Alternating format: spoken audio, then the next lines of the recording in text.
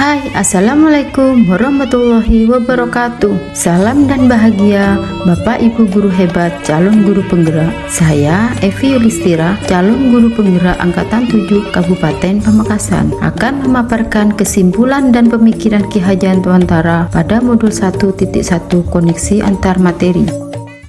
Pendidikan dan pengajaran tidaklah sama. Pengajaran adalah bagian dari pendidikan. Menurut Ki Hajar Dewantara, pengajaran adalah proses pendidikan dalam memberi ilmu untuk kecakapan hidup anak secara lahir dan batin. Sedangkan pendidikan pada hakikatnya adalah menuntun atau memberi tuntunan terhadap segala kekuatan kodrat yang dimiliki anak agar ia mencapai keselamatan dan kebahagiaan setinggi-tingginya, baik sebagai manusia maupun sebagai anggota masyarakat. Pendidikan menciptakan ruang bagi murid untuk pertumbuhan secara utuh agar mampu memuliakan dirinya dan orang lain serta menjadi mandiri.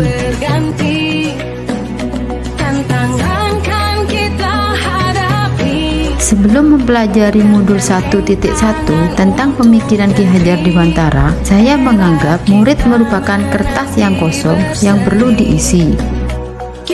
Pembelajaran yang saya lakukan adalah hanya menyampaikan materi pembelajaran. Saya menganggap ketuntasan dalam penyampaian materi lebih penting daripada memahami karakteristik anak.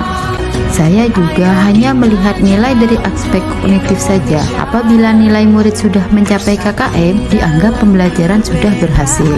Saya menjadikan murid sebagai objek dan pembelajaran lebih berpusat pada guru, teacher center. Saya tidak memperdulikan apakah murid benar-benar paham dari apa yang saya ajarkan, karena fokus utama saya lebih ke tercapaian materi yang saya ajarkan. Saya pun hanya meminta siswa menghafal materi yang saya ajarkan tanpa memikirkan bagaimana materi itu dapat dipahami sepenuhnya, sehingga saya pun sering merasa gagal dan mengeluh jika banyak murid yang tidak tuntas setelah melakukan evaluasi.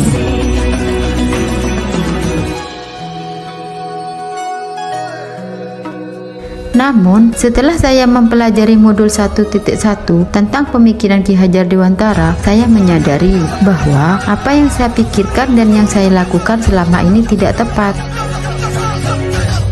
Seharusnya saya melakukan proses secara menyeluruh, bukan hanya kognitif saja, tetapi ada efektif, psikomotor, spiritual, sosial, dan budaya.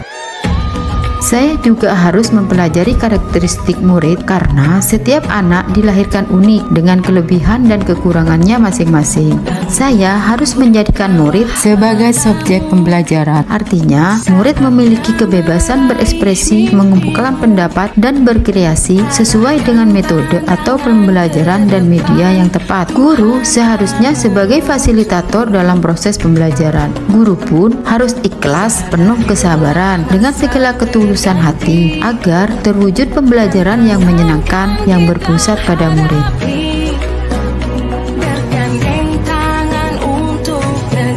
Yang dapat segera saya terapkan dalam pembelajaran di kelas antara lain merancang pembelajaran yang interaktif dan menyenangkan dengan melibatkan murid sesuai dengan metode student center.